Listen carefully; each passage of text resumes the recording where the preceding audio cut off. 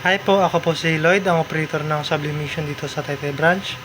Last week po, ginamit po ito ng 5 araw na may total na 84 meters na na-run.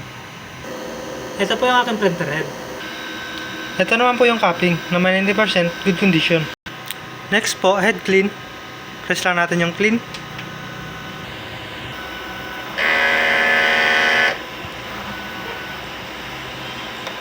Pagkatapos mo mag-head clean, punasan natin yung wiper.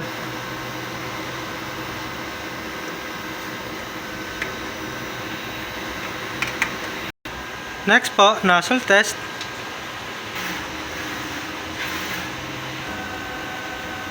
Yan po, kompleto naman po yung kulay. Ang ink tank system level po ay tama lang. Ang waste tank naman po ay nililinis tuwing Sabado. Dito naman po yung ground wire. Ito naman po yung AVR.